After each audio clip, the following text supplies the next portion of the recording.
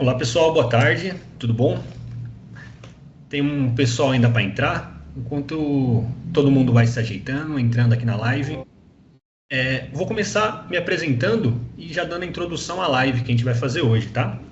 Meu nome é João, eu venho encaminhando alguns e-mails para vocês aí durante o decorrer do mês passado também, com as atualizações da resolução CMN, informações sobre o treinamento que a gente vai ter aí no finalzinho desse mês, né, dia 19. Faço parte aqui da equipe da KBS, na equipe de treinamento da KBS aqui, da KPMG Business School. E a gente vai introduzir essa live aqui com um bate-papo com os nossos especialistas aí, também instrutores desse curso. Vou começar me apresentando aqui pelo meu LinkedIn. Deixa eu pegar o controle aqui com a Karina. Bom, esse sou eu, na lista de treinamento. Se vocês quiserem aí fazer uma comunicação, uma conexão com a gente no LinkedIn, tá aí o meu link de acesso, ou o QR Code também, vocês podem acessar por lá também, tá? Tem algumas orientações para essa live importante, antes da gente iniciar. A câmera de vocês e o microfone vão estar desligados, tá? Por conta da dinâmica, a gente conseguir passar todo o conteúdo que a gente tem programado dentro da carga horária programada, tá bom? Outra coisa também, estamos com o chat liberado, então caso surja alguma dúvida que vocês tenham, vocês podem colocar no chat, eu vou estar aqui como suporte, e ao final ali vai ter um momentinho para a gente bater um papo com os instrutores, a gente começa a passar as dúvidas de vocês para os instrutores, tá? Aqui está mais uma orientação aí da KPMG, então esse material que a gente vai falar aqui hoje, ele é 100% de direito da KPMG, tá? Então não pode gravar, não pode tirar foto, mas, de qualquer forma, ao final da live, a gente vai disponibilizar um link, que a gente vai subir esse vídeo para o YouTube, e eu vou encaminhar, direcionar para vocês. Se caso vocês queiram rever o conteúdo, vai estar disponível para vocês. Mas aí eu vou encaminhar para vocês um por um, tudo bem? Bom, agora, esperar mais... Bom, 5:02, eu acho que uma boa parte já está entrando. Gostaria de começar apresentando aí os nossos instrutores. Se vocês quiserem... Vai começar pelo Vinícius, o Rodrigo, Fábio, Lacerda. Fiquem à vontade aí para se apresentar. Maravilha, maravilha. Obrigado pela oportunidade. Eu acho que eu tenho que pegar o... Tô com um pouco de eco aqui. Acho que era o microfone, né? Mas todos me escutam. Aqui tá bom. Para mim tá bom. Sim. Legal, vou pegar o Take Control aqui. Deixa eu ver se vai funcionar. Já deu certo aí? Todo mundo tá vendo então bonitinho, né? Então, assim, obrigado aí pela oportunidade. Eu acho que, eu não sei aqui se a gente pode, de repente, fazer uma interaçãozinha inicial, né? Eu acho que usando o chat. Acho que era legal saber aqui, talvez, aqui de qual segmento a gente está falando, para a gente adequar o público, né? Então, se simplesmente bota ali no chat S1, S2, instituição de pagamento, enfim, se vocês puderem dar uma sinalizada de quais instituições a gente está falando, a gente consegue, de repente, personalizar um pouco mais esse nosso encontro.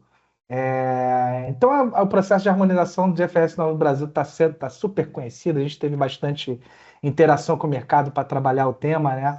E aí eu já vou me apresentando. Meu nome é Rodrigo Balso, eu sou sócio da prática de riscos financeiros, né, englobando aí risco de mercado, crédito e liquidez aqui na KPMG, e atuo mais especificamente como head, né, líder da prática do Working Group, né, do grupo de trabalho de resolução 4966. Estou aqui desde dos primórdios lá da 4966, né, assim que foi lançado em novembro de 2021, nessa missão.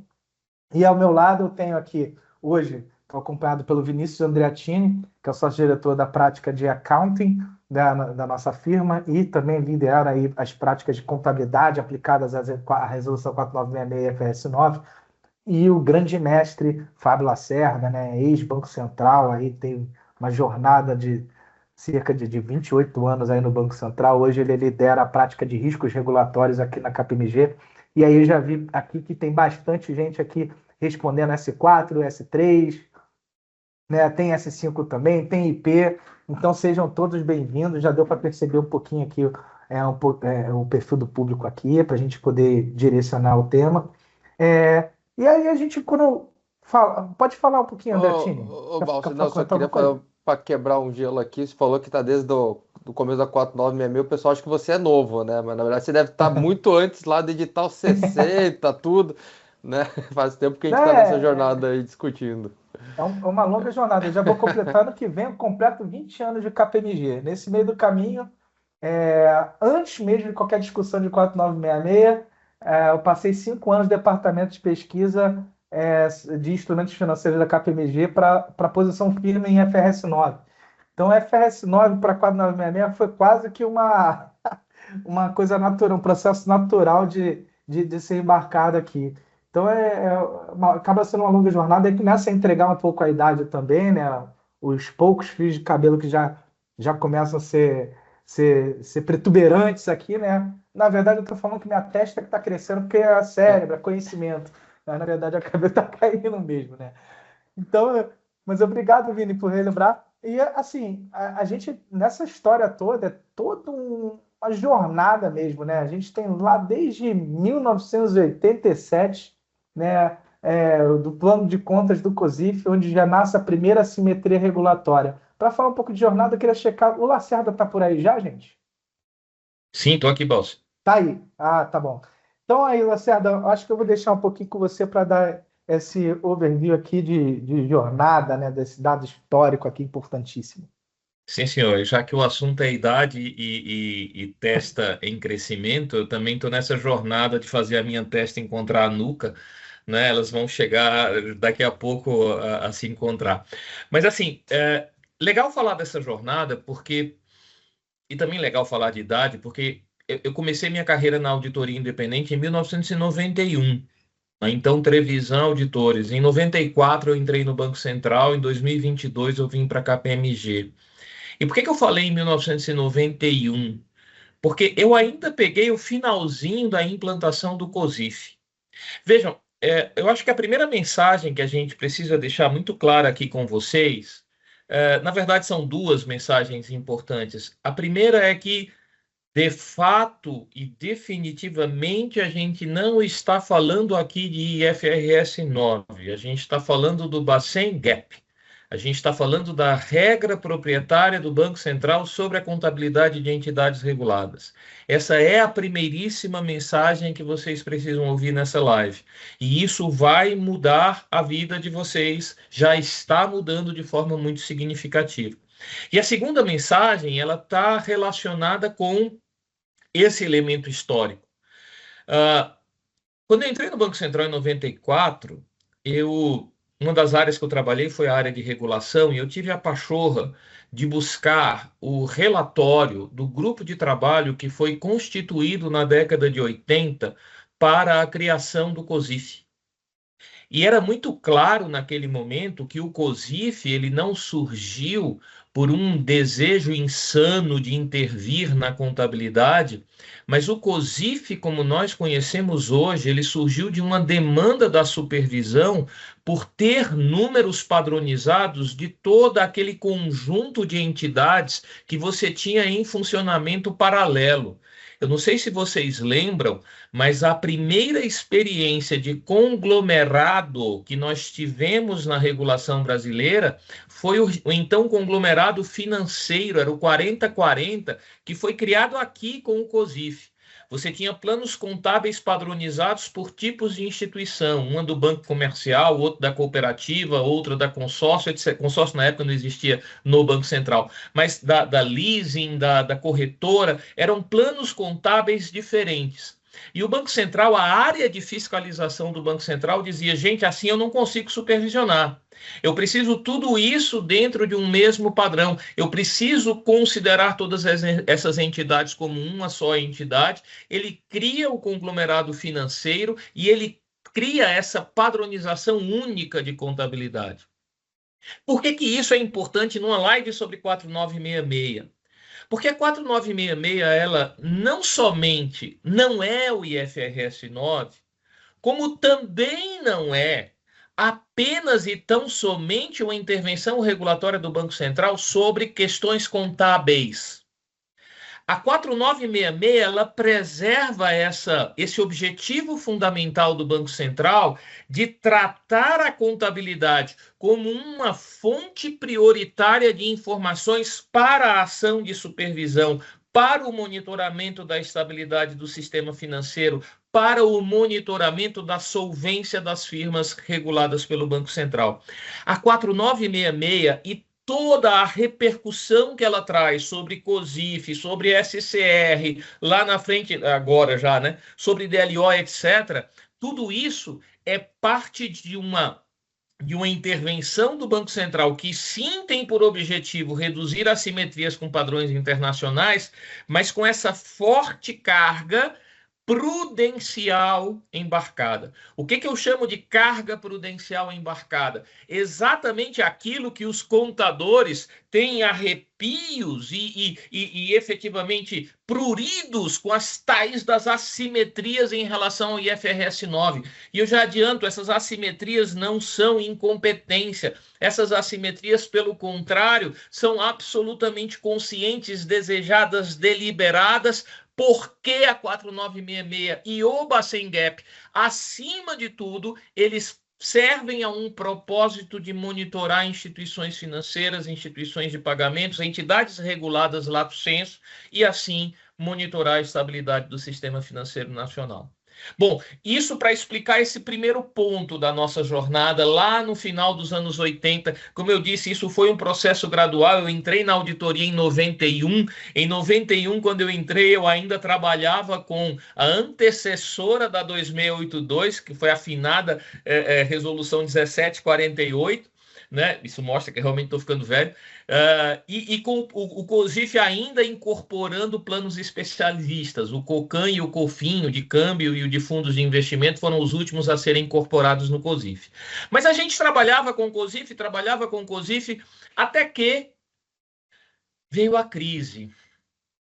Para quem é novo, não sabe o que foi a segunda metade dos anos 90, pós-implantação do Plano Real. Aquele momento foi um momento em que você teve a quebra de bancos sistemicamente importantes.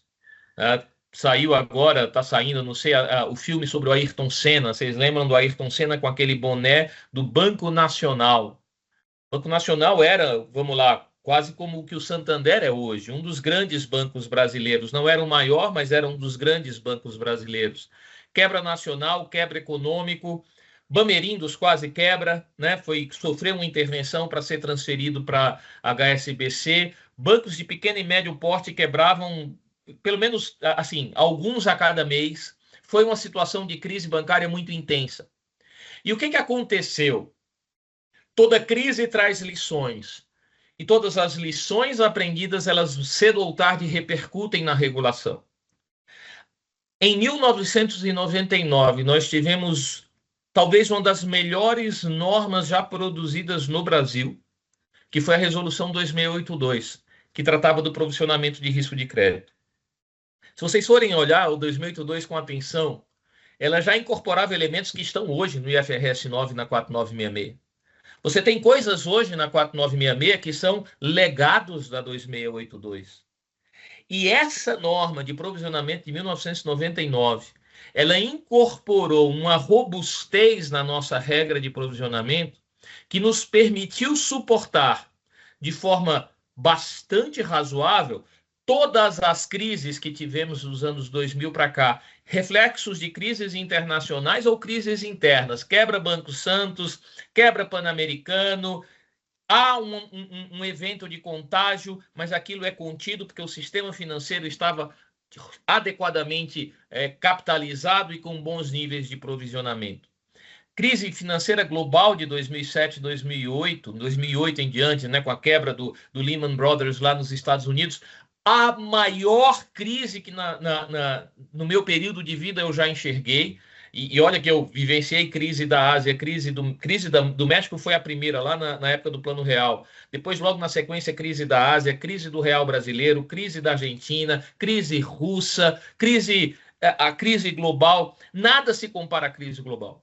Foi o evento mais impactante que nós tivemos. E o Brasil suportou bem esse momento dificílimo, porque tinha efetivamente bom nível de capitalização e bom nível de provisionamento. Mas por que eu falei da crise global? Porque a crise global, em última análise, ela também está conectada com a 4966, porque ela é a crise que gera lições que repercutem na padronização contábil internacional relacionada ao tratamento do risco de crédito. O IFRS 9 é filhote da crise financeira global, assim como a 2008-2 é filhote da nossa crise bancária brasileira. E é nessa perspectiva que aparece a 4966.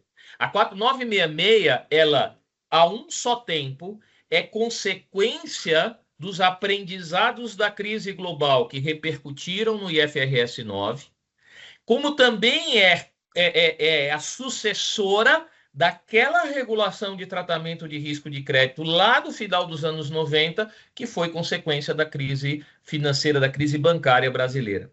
O que tem de importante aqui para a gente perceber? 2 pontos. Primeiro, existe sim uma questão associada à regulação prudencial que tem por objetivo mitigar o risco de quebra de instituições financeiras, de quebra de entidades reguladas e, portanto, de ameaças à estabilidade financeira.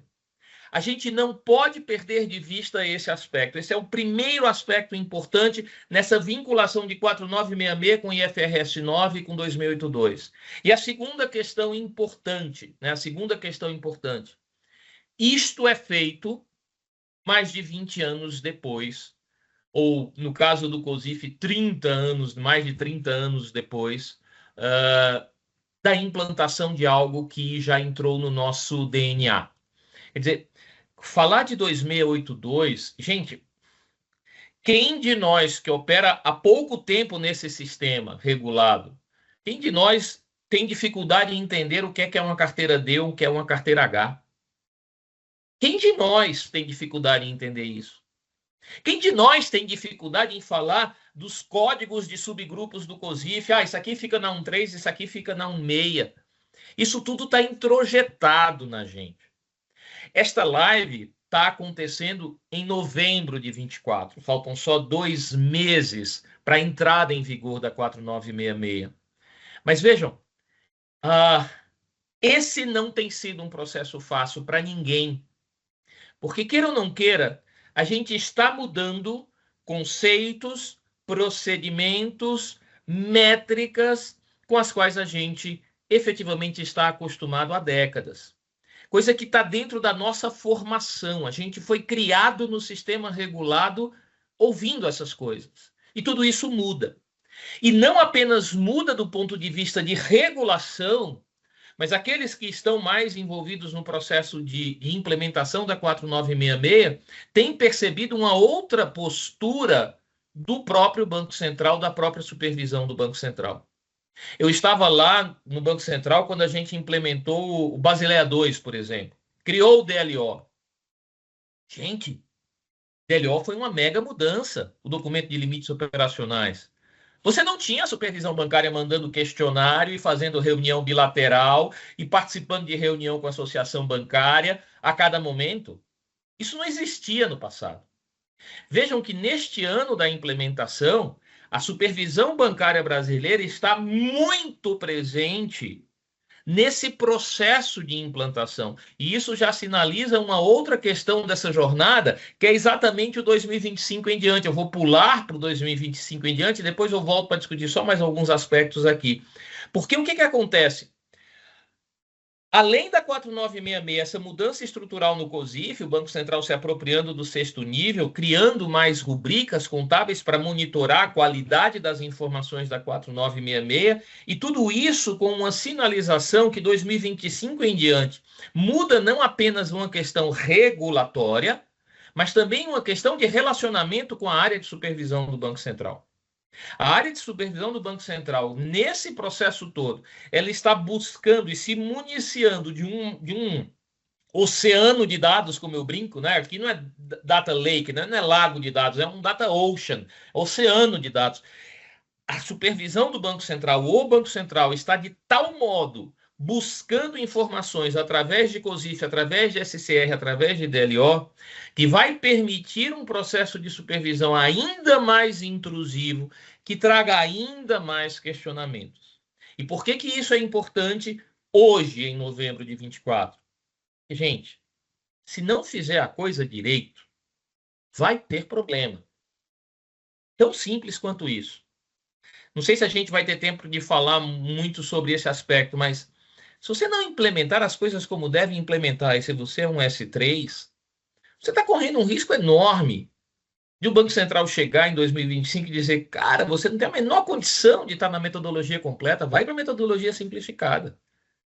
Joga fora tudo que você fez nesse projeto de implantação, aumenta o nível de provisão, porque a simplificada tende a trazer um nível de provisão mais elevado, e tudo isso porque isso não foi feito da forma adequada. A própria 4966, ela traz espaços de ação discricionária da supervisão do Banco Central que na 2082 você não tem. Fazer supervisão de crédito hoje é discutir letrinha. Não, isso não é C, isso é D. Não, isso não é D, isso é H. É discutir letrinha.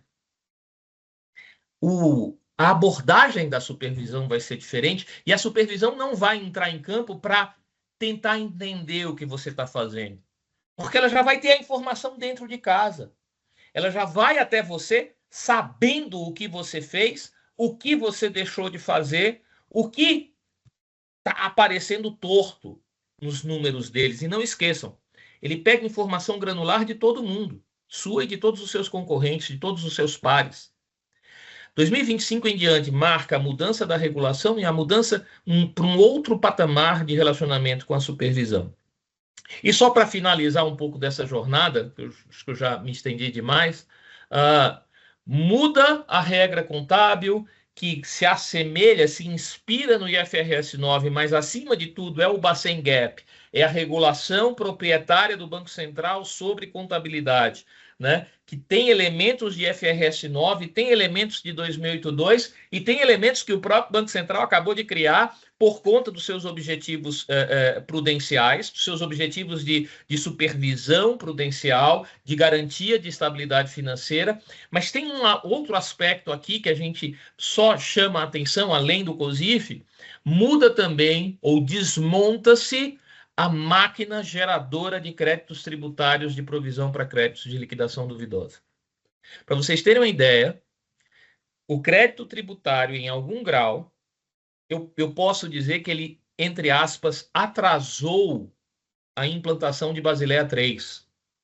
Porque, no final das contas, você precisou editar uma medida provisória e construir toda aquela solução do crédito presumido para permitir que o crédito tributário não fosse abatido da base de PR. O crédito tributário de provisão para crédito de liquidação duvidosa. Tamanho era o estoque, e ainda é, o estoque de crédito tributário no sistema financeiro nacional. O que o Banco Central muito acertadamente fez com a 4966?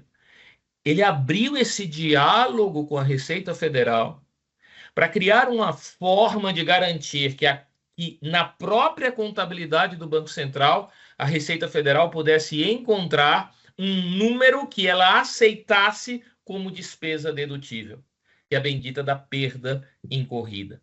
A perda incorrida, ela reduz, desinfla de uma forma muito substancial o fluxo, os novos créditos tributários de diferença temporária associada à despesa de provisão para créditos de liquidação duvidosa e deixa remanescente um estoque que será levado ou realizado ao longo de 7 ou mais anos, né, de acordo com a última regulação que saiu, a medida provisória 1261. Enfim, é muita coisa, é coisa que impacta a contabilidade, é coisa que impacta relacionamento com o Banco Central, é coisa que impacta impostos e, acima de tudo, é coisa que mexe na própria governança da entidade, muito especialmente em governança de riscos. Mas isso a gente vai deixar para falar depois. Eu já consumi demais o tempo de vocês. Eu acho que, como visão geral da jornada, indo desde que Adão era cadete, eu acho que já é suficiente. Não, Passo para legal. você, Balse. Não, show eu posso falar um pouquinho aqui, já passando um pouquinho para só falar das resoluções, que eu acho que a jornada de implementação no final do dia, ela conecta também com uma série de outras resoluções que surgiram ao longo do caminho, porque a 496 ela foi emitida em novembro de 2021, e depois a gente teve um pacote de outras resoluções. Destacamos aqui algumas das mais importantes, né? A 5.019, depois com uma alteração ali de cronograma para o plano de implementação. A gente teve uma 5.100 já considerando algumas peculiaridades, como aquele questão da materialidade, alterou o cronograma, por exemplo, da parte de Head Account para 2027, né? E a BCB 352, que já é de 2023, ela falou muito, ela criou o nosso, vamos dizer assim, o nosso grande arcabouço que estende também para outras instituições que não somente S1 a S5, mas pegando o IP, administrador de consórcio, DTVM, corretora, consolida um pouco essas informações, apresenta o famoso piso de provisões, entre outros elementos. E aí a gente esbarra também ainda esse ano, né? Então, quer dizer, a quinta marcha de emissões de resoluções elas não pararam, né? Esse ano a gente teve lá em junho a 5.146, onde foi explorado bastante pontos que foram dados como facultados, né? Orientações adicionais provenientes de pleitos da indústria, né? De uma forma mais ampla. E a instrução 487, que ela também teve uma relevância muito grande, tem bastante S4 aqui na live. O debate que teve foi de metodologia completa e simplificada. Metodologia simplificada para perda de crédito esperada, ela melhora um pouco a sua vida no ponto de vista operacional, que é só você aplicar as tabelinhas, o percentual de impacto, etc.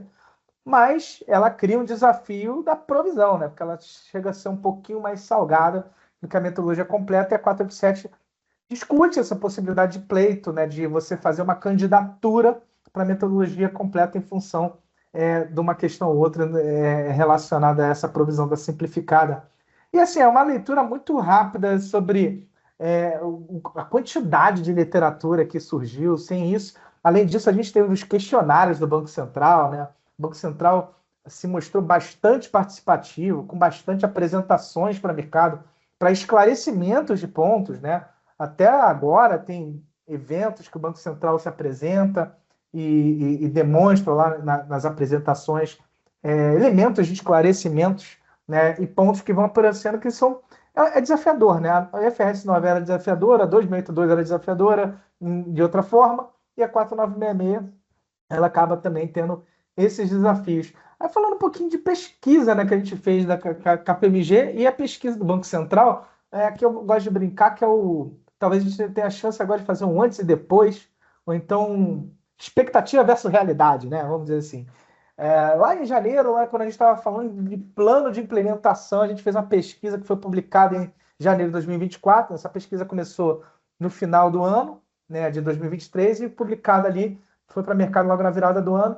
E aí a gente tinha percebido que tinham 29% das instituições que não tinham iniciado a implementação, então, e às vezes nem sabiam responder sobre o tema, né? Não souberam informar.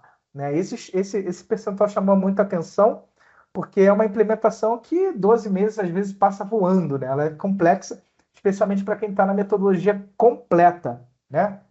De perda de crédito esperado. E outros assuntos aqui destacaram também, chamaram bastante atenção, como os principais tópicos técnicos demandados pela indústria. 57% estavam acreditando ali que tecnologia, organização de dados, parte de TI seria o grande desafio. 15% estava ali realmente encucado, vamos dizer assim, com a parte de perda de crédito esperado, que eu acho que é o grande coração, talvez, na mudança, o grande ponto de atenção agora em dezembro, na estimativa de impacto nas demonstrações financeiras. E o terceiro lugar que apareceu o COSIF, plano de contas. Então, a presença de um elemento extremamente nacional, conforme o Lacerda mencionou, a Resolução 496 é uma regra proprietária do Banco Central. Ela tem o objetivo de servir como um elemento de análise e monitoramento do Banco Central. Então, esse é o objetivo, é diferente do objetivo da FRS 9. Então, essas questões precisam ser respeitadas, porque no final do dia, não adianta a gente falar que a Resolução 496 ela vai ter uma convergência de 100% com o IFRS 9, porque isso não é uma verdade. Tem muitas assimetrias regulatórias que são assimetrias assumidas e necessárias do ponto de vista do Banco Central. Então, eu destaquei um pouquinho esses elementos, e aí eu coloco agora o que foi realmente que a gente percebeu numa manifestação do Banco Central de agosto de 2024. Então, ele fez um levantamento sobre, e aí tem um pouquinho desse gráfico, onde a gente percebe que o verdinho é quando tá bem encaminhado, o amarelo já começa a ter alguns desafios, o laranjinha já demonstra um ponto de atenção, e o vermelhinho é que realmente demonstra uma grave pendência aqui. E aí, no termômetro que a gente teve aqui dessa publicação, visualmente a gente consegue perceber que o S4 ficou bastante afetado. A gente percebe também que não de forma coincidente, né? Acho que foi o grupo que começou um pouquinho mais tarde no processo de implementação, então está tendo um pouco mais de desafio. O S3 é uma categoria importante aqui, porque ela tem o peso regulatório da literatura do S1 e do S2. O mesmo guidance que está sendo aplicado no S1 e no S2 vai ser aplicado no S3. Temos aqui no S3, se não me engano, são 56 instituições financeiras. S1 e S2 dá 14 instituições financeiras. S4 dá um pouquinho mais de 300, né, ali que a gente tem. Então, olhando essa complexidade, esse cenário, a gente percebe que realmente é desafiador e a ampulheta está correndo. Então, 1º de janeiro de 2025 é uma data que acaba sendo importante. Novamente, a gente sempre afirma em toda live, todo treinamento e toda interação que não temos nenhuma informação quanto à postergação de prazo. Então, isso, na verdade, se tivesse aquele levantamento, né, fake ou verdade, né? Então é fake news. Você tem qualquer evidência aí de postergação? Não tem. Os únicos elementos postergados, de fato, foram o RED, né, até em função da 5.100, que foi passado para 2027. O COSIF foi dividido em 2 etapas. A gente tem o COSIF 1.5, que é agora a implementação em janeiro de 2025, considerando instrumentos financeiros, propriamente dito, né? Então, convergindo para os itens de análise da 4966, que é instrumento financeiro. Então, são os 3 grandes grupos de conta, alguns critérios de aberturas específicos, como é o da taxa de juros efetiva, e o que a gente chama de COSIF 2.0 foi lá para 2030. Esse foi, que é todo o resto do COSIF que não está embarcado agora nesse contexto de instrumentos financeiros, né? Então, colocado um pouco lá para um pouco mais tarde, né? E aí a gente percebe também aqui que existem desafios pontuais em função de especificidade não só do segmento, mas da reação do mercado em função, por exemplo, de alguma assimetria regulatória em relação ao IFRS 9. Alguns até não tinham implementado, interagido com o IFRS 9 antes, né? Então, talvez questão de metodologia completa, lidar com PD, EAD, LGD, né? Dados macroeconômicos, organização de dados, etc. Às vezes foi um desafio.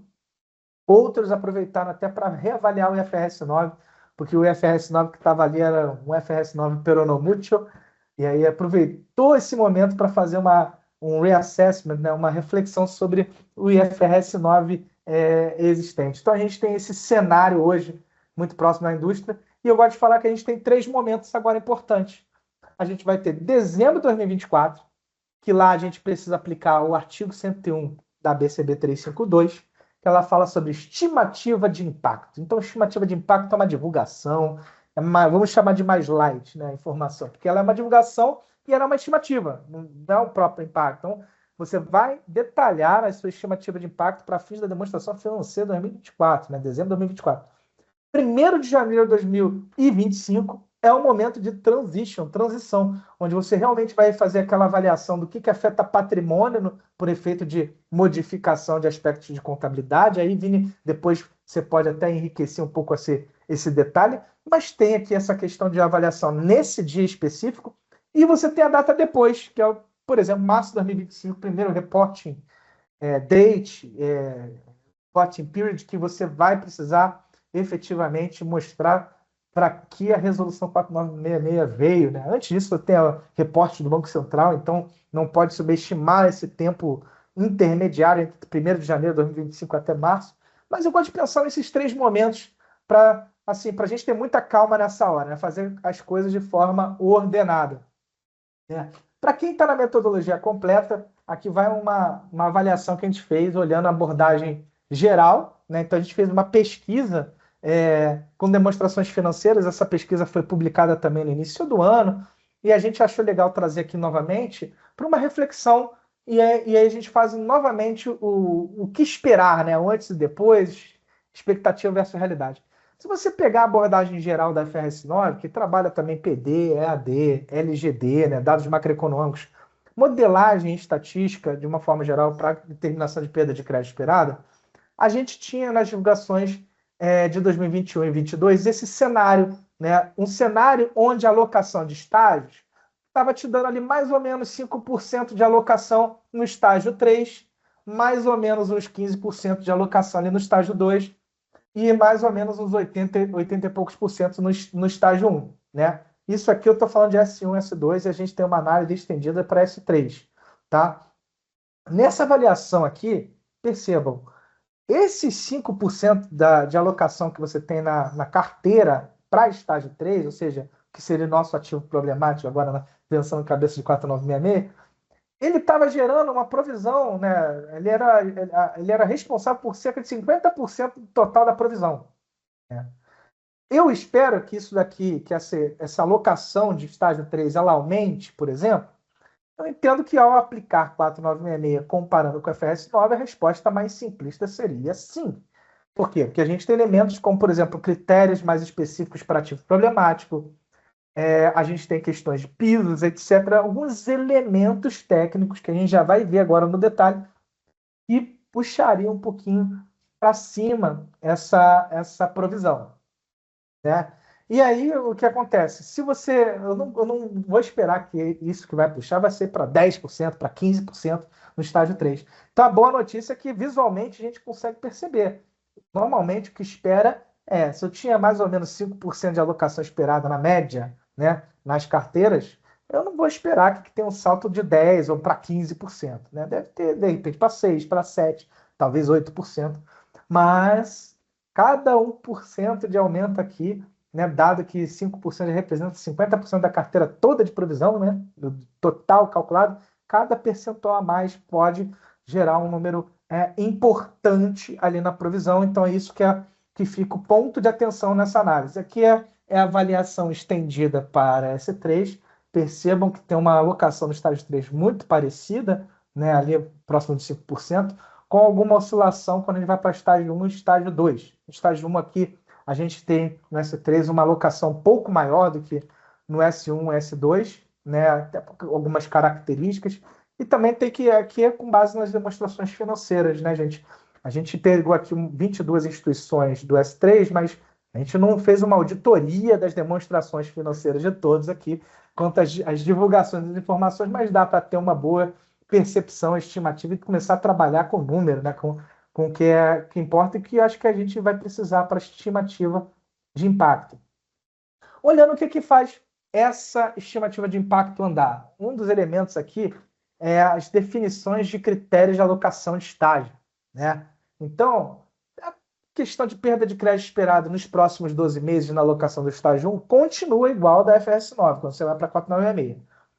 Perda de crédito até o fim da vida do ativo continua igual da FRS 9 para estágio 2 e 3. Então, estágio 1, 12 meses, 2 e 3, vida toda do ativo que eu estou avaliando.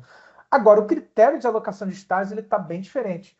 Porque, primeiro que eu tinha uma presunção refutável, né, de aumento significativo de risco de crédito, significava 30 dias, mas se tivesse um estudo empírico que falasse que seria 60, 65, eu poderia utilizar. E a definição de default era de 90 dias, né, FRS 9, podendo refutar também, então é uma presunção refutável. Então, se eu falasse que tem um estudo empírico que determina que é 100 dias e não 90, eu poderia usar. Conclusão, na 4966, eu não tenho uma presunção refutável. Para aumento significativo, eu preciso respeitar o range de 30 e 60, então talvez, na maioria dos casos, vai encaixar o critério de aumento significativo do risco de crédito com a FRS 9, imagino que sim. Mas o de inadimplência, que é o ativo problemático, ele tem uma barreira nos 90 dias. Eu não posso refutar para cima. Eu não posso criar um critério empírico dizendo que 95%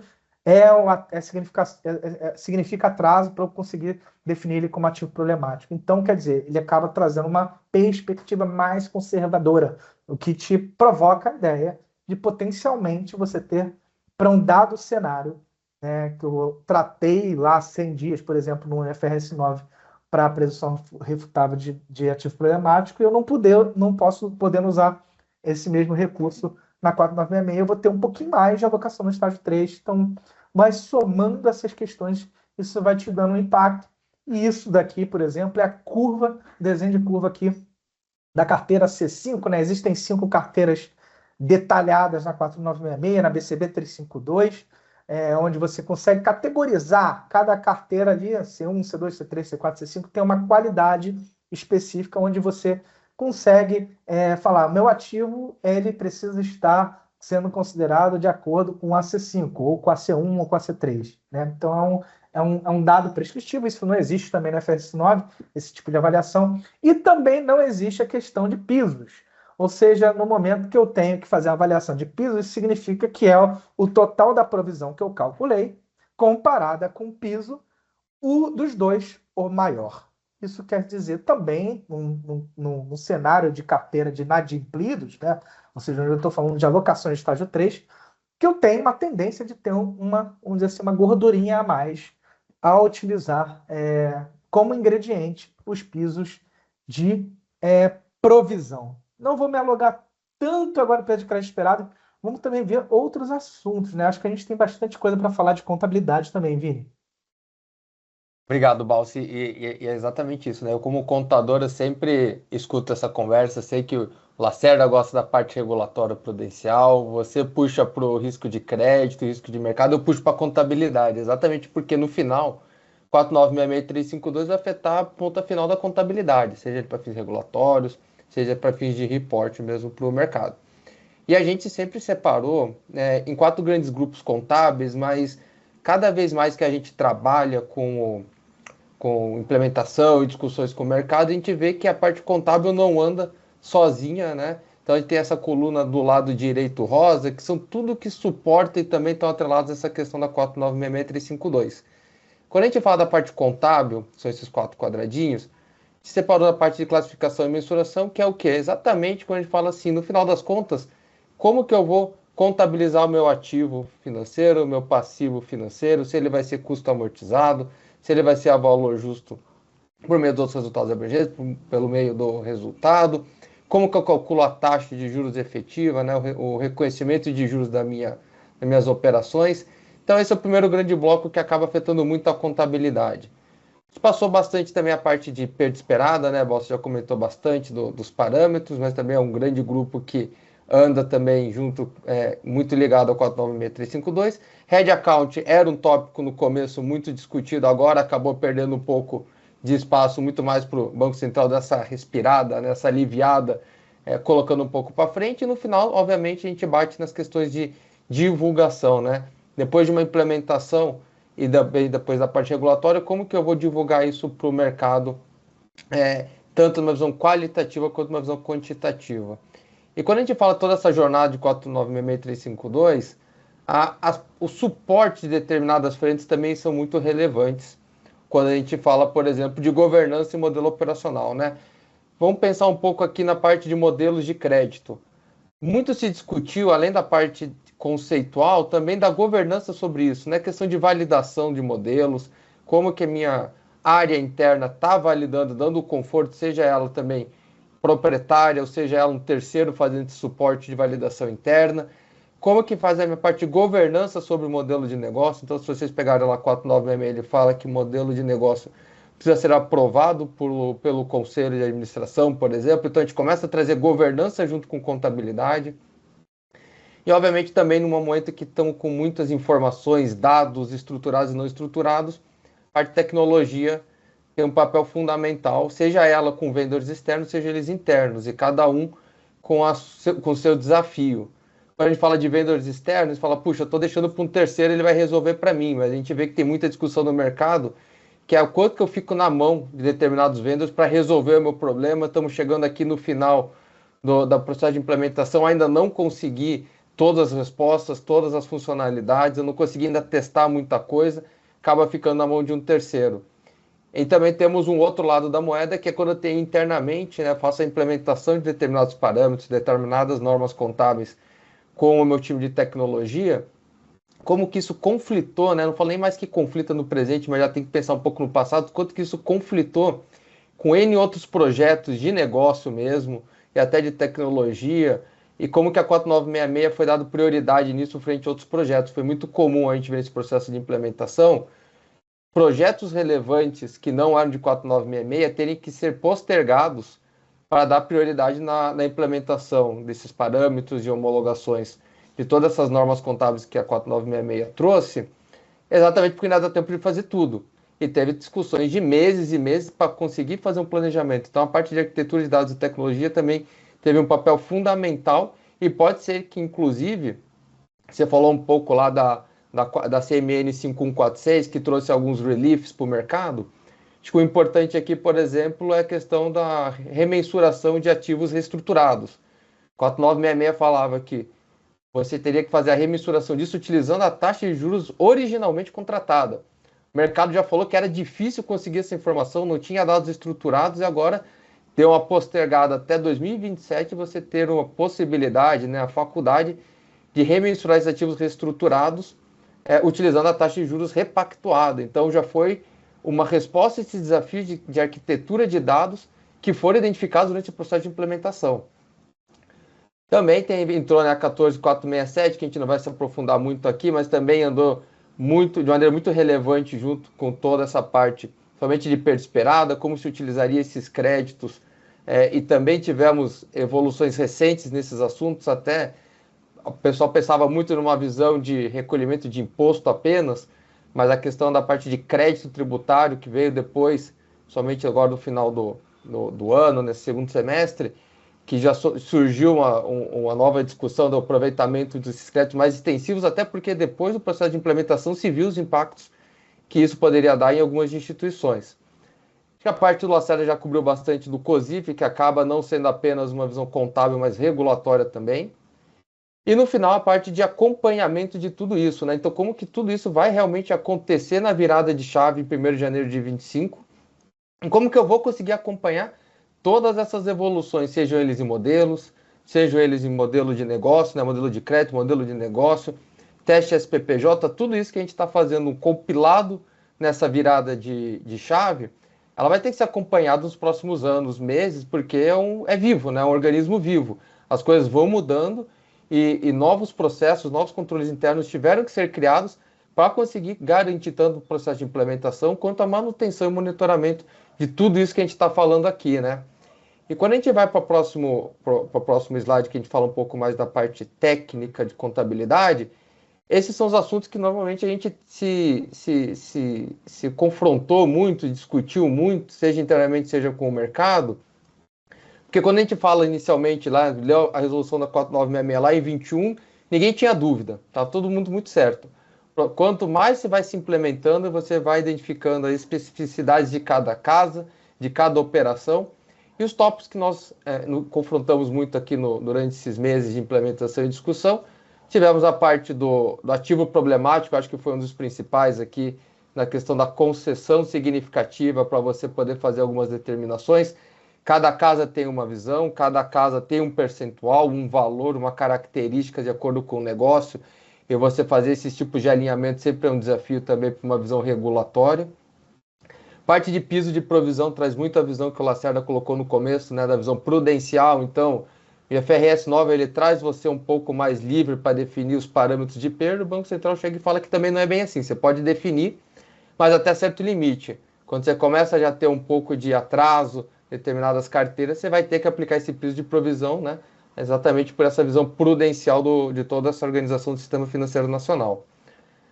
Assuntos contábeis, né, que surgiram durante todo esse processo, a diferença de renegociação e reestruturação. Isso não era relevante quando a gente falava muito de 2008-2, e até mesmo na visão de IFRS nova, esses conceitos não existem, né? 4966 trouxe a visão do reestruturado e do renegociado porque isso vai, além de afetar a questão do provisionamento, também afeta a remensuração desses ativos. Taxa de juros efetiva trouxe uma visão também de assimetria do FRS 9 com o conceito de materialidade, né, a presunção de 1%, quando a gente fala da receita e do custo total da operação frente aqueles custos atrelados mesmo da operação e as taxas, juntamente com a aplicação da metodologia diferenciada, né? Então, tudo isso não existe no FRS 9, teve que ser reavaliado aqui para a implementação da 4966. Quando a gente fala também um pouco mais da parte de classificação, teste SPPJ e modelo de negócio, também é um assunto que parecia muito simples, mas aqui a gente traz o ponto de atenção de sair da visão da 3068 de muito de intenção da administração e trazer realmente para o que a instituição faz efetivamente no seu negócio, na sua gestão. Teste SPPJ, por mais que a gente tivesse algumas casas fazendo na visão do FRS 9, a gente sabia que existiam determinadas metodologias. Quando a gente traz para uma visão regulatória, o buraco é mais embaixo, né? A avaliação ela tem que ser mais firme, mais completa e abrangendo, vou dizer, praticamente todos os ativos financeiros. Temos a visão também de demonstrações financeiras, que acho que é isso que vamos vencendo algumas etapas e outras vão aparecendo no meio do caminho, né? Vencemos muito a questão de discussão conceitual, eventualmente de implementação e tecnologia, agora chegou no dia D, né? Quanto que isso vai afetar as minhas demonstrações financeiras? Isso afeta não só a divulgação, mas também a questão de budget, avaliação de cenários. Então, se eu for para um lado A, um lado B, um lado C, como que isso afeta o meu orçamento, a minha expectativa de mercado, o meu guidance que eu dou para o mercado. Depois de eu fazer essa estimativa inicial que eu vou divulgar para o mercado, o que realmente vai ser efetivado nos meus livros contábeis em 1º de janeiro de 25, né? Você trouxe bem, Balsa, a visão de uma coisa é o que eu vou divulgar lá para o mercado em 31/3, com uma nova demonstração financeira, até mesmo 30/6 para algumas casas. Outra, né, tem um tempo menor para falar o que eu vou reportar para o Banco Central, né? Colocar no começo de fevereiro, com os números de janeiro. Então, por mais que pareça que a gente tem um tempo para colocar tudo em ordem, não, a avaliação ela não é no momento da divulgação do mercado, e sim no primeiro reporte que eu tenho que fazer dos CADOCs para o Banco Central. E já está aí, né, praticamente 3 meses para ter esse reporte. E no final é toda essa questão da reestruturação das demonstrações financeiras, né? E aqui a gente tem discutido muito a visão do que era antes no Bacen Gap. Tinha aquelas divulgações específicas que estava muito acostumado desde 2008-2 e da 3068. O que é o IFRS 9, que vem o conceito do IFRS 7, e o que é a 4966 e 352 solicitam, né? Porque eu não posso dizer que é tudo igual. Pega o do IFRS 9, faz um copy-paste e fala que está de acordo com a 352 e a 4966. Não é bem assim. Por mais que existam, além de ter assimetrias, né, entre algumas questões conceituais e contábeis, nem tudo que a FRS 7 solicita ser divulgado também é 4966 e 352, para você não ter uma demonstração financeira de 100 páginas e quando você vai ver o mercado vai ter 50, 60 páginas, você divulgou tudo e mais um pouco, e não necessariamente você divulgou o que precisava, e você pode ter divulgado mais do que precisava. Então esses são os tópicos que a gente acabou passando em todo esse processo, e ainda existem casas que estão começando a discutir algumas coisas, né? Então, quero saber o meu modelo de negócio, meu teste de SPPJ, e aqui o alerta é realmente não tem muito tempo mais. Você já devia estar se preocupando um pouco mais na última coluninha rosa de demonstrações financeiras e avaliação de impacto do que, por exemplo, na parte de definições e de conceitos, que é o ponto inicial de avaliação de tudo, né? Bacana. Agora, acho que também é legal, se a gente tiver dúvidas aqui, eu não sei se gostariam de talvez de aproveitar o momento também para trazer alguma consideração, aproveitar aí alguns minutinhos finais que a gente tem, né? E aqui, começou a pipocar alguns, hein? Vamos lá, deixa eu verificar aqui, do Caio, né? Ativos de tesouraria como títulos públicos ou CDBs, para esse quadro precisa aplicar os pisos de provisão da 352. Acho que piso de provisão, de uma forma geral, né, é para ativos inadimplidos. Então, aqui a gente está falando de estágio 3. Querem comentar alguma coisa, Lacerda, Vini? É isso mesmo. Deixa eu ver aqui acho bastante dúvida, hein? Peraí que tá descendo a telinha aqui. Pessoal, uma dúvida. Modelo simplificado S5. Qual a necessidade de abertura por estágios? Ah, isso é uma pergunta interessante, porque a metodologia simplificada, né, se você estiver aplicando a metodologia simplificada, é basicamente a utilização daquelas tabelinhas. Ele até tem alguns critérios específicos para ativos problemáticos, mas não é o mesmo critério de estágios que você vai utilizar para IFRS 9, né, ou então para 4966, metodologia completa. Então fica mais tranquilo aqui, tá? Mais detalhes sobre impactos tributários, né? Sobre tax. Aqui eu vou ficar. Aqui a gente está com 3 linhas de especialistas, menos um tributarista. Talvez eu tenha que ficar te devendo para não passar vergonha. Não sei, o Lacerda quer arriscar aqui, Lacerda? Uma canja de, Não, de imposto? melhor, é mais seguro não arriscar nesse caso. Não vou botar ninguém na Mas fogueira. assim, Desculpa, eu vou ficar te devendo, Ana Carolina, porque mas eu se sou você, profissional de riscos financeiros, a gente tem um contador e o economista responsável por análise regulatória. Então a gente vai ficar mas, devendo, mas falei. mas Ana Carolina, você pode formalizar a tua consulta e, se for o caso, a gente entra em contato na sequência, trazendo os colegas de impostos para conversar com você, tá Boa, bom? provavelmente que um call conosco a gente de repente pode trocar É. uma ideia assim, sem problema.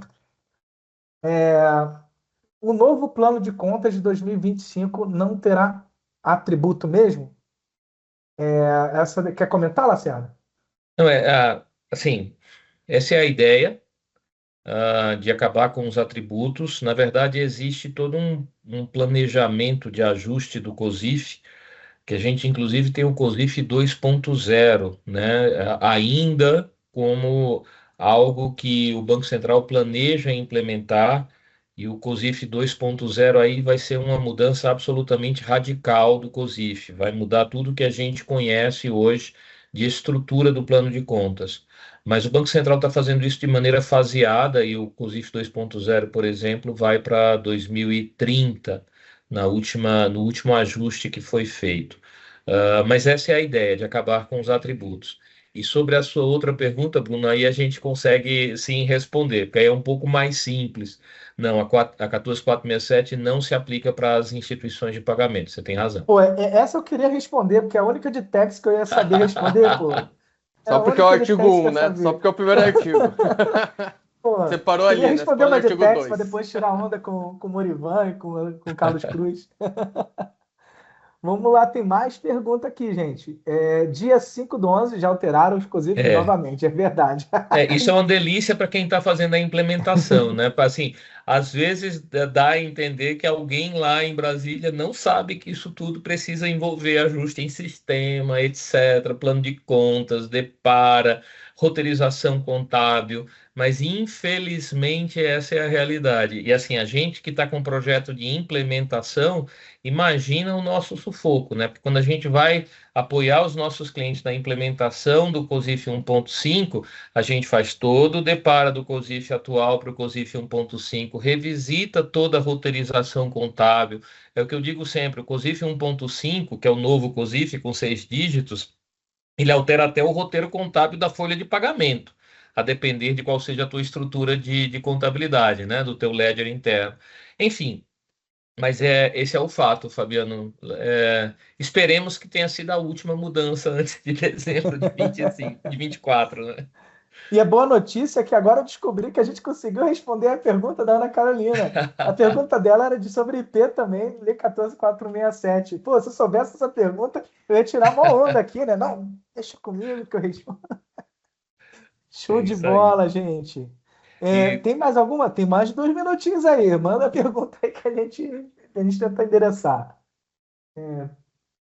Bem bacana, agradecendo a interação do grupo, né? É importante também trocar essa ideia, não ficar também só no monólogo. Essas perguntas, elas enriquecem e também para a gente entender o Bálcio, estágio de cada um. temos um minutinho, dois, só fazer um registro que eu acho importante. A gente tem alguns colegas aqui de clientes, né, nossos participando da live, e tem uma presença importante que ficou até o final que eu queria registrar, que é o da Silvia Scorsato, presidente da BBC. E, acima de tudo, Silvia, parabenizá-la pelo esforço que é a BBC, e na sua pessoa e na figura da BBC também parabenizar todas as associações de classe, a BBI, Febraban, enfim, todas elas, porque as associações têm feito um papel extraordinário para apoiar as suas associadas nesse desafio enorme que é implementar 4966-352 nas entidades reguladas. Aceito nossos parabéns e nosso reconhecimento pelo trabalho que vocês têm desenvolvido na BBC e em todas as outras associações também, tá bom? Excelente, Lacerda. Suas palavras são as nossas também. Obrigado mesmo, Silvia. Obrigado por prestigiar junto com esse grupo aqui tão seleto, né? Mais de quase 60 pessoas aqui super técnicas, né, envolvidas na imersão desse tema. Tem a última pergunta. Despesa antecipada, impostos não é necessário. A classificação de custo amortizado, valor justo do resultado, VJORA, certo? Vini, essa eu vou deixar com você, hein? Olha, aqui eu vou falar da parte, for colocar o conceito de modelo de negócio, TSSPPJ, custo amortizado tem que ter um vencimento, tem que ter uma taxa de juros, então eu falaria que não, mas não quer dizer que, por exemplo, não tem PDD, né? A gente vai descobrindo, por exemplo, o depósito judicial tem PDD agora, então quer dizer que as coisas podem mudar a qualquer momento, né? Mas a percepção é que não teria essa classificação, fica ao custo histórico que vocês fazendo reconhecimento normalmente. De bola. Legal, gente. Chegamos ao nosso fim aqui, né? Vai ter gente botando assim, né? Digitando aí no chat, né? Poderia ser uma. Foi um enorme prazer trocar essa ideia com vocês, participar, interagir. Obrigado pelas perguntas e agradecer também a mediação aí do time da KBS, e os grandes parceiros aí, Fábio Lacerda e Vinícius Andreattini, sempre junto conosco aí nessa emissão. Só passar por João, porque a gente tem alguns recados finais ainda importantes. Vamos lá. Vamos lá. Bom, pessoal, prosseguindo com um agradecimento aí pelo tempo de vocês, né? Bom, 1 hora aí da gente batendo papo. Aqui estão os canais de comunicação direto com o grupo aqui da KPMG Business School. Então, esse tema e outros diversos temas que a gente tem aí disponível no nosso catálogo de produtos. Então, vocês podem estar acessando o nosso site pelo QR Code e tá dando uma olhadinha. Mas vou pegar o controle aqui, porque essa é a parte mais importante, que é no dia 19, para quem quiser se aprofundar mais aí no tema, a gente vai ter um encontro presencial, um evento com essas feras aqui que hoje estiveram com a gente. Dia 19, das 9 às 18, vai ser um evento, a gente está considerando como se fosse uma imersão. Para alguns de vocês, eu acho que já devo ter encaminhado alguns e-mails explicando alguns detalhes, tá? Bom, o Bruno vai estar lá presente, então a gente se vê lá no dia 19.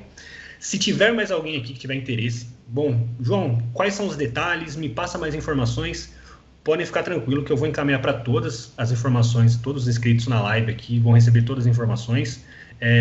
Vamos ter alguns descontinhos aí para quem estiver presente na live, como forma de agradecimento pelo tempo que vocês estiveram aqui com a gente, tá? Qualquer outra dúvida, sintam-se à vontade para colocar no chat sobre o curso, entrar em contato com a gente por e-mail ou pelo WhatsApp, tá bom? Agradeço a todos aí, não sei se vocês querem falar mais alguma coisa, mas da minha parte é um recado bem rápido para encerrar. Use o cupom BALSE10 aí que é desconto. Legal, gente. Até mais. Foi um prazer aqui estar com vocês. Grande abraço. Obrigado a todos. Um grande abraço. Tchau, tchau. Tchau, tchau.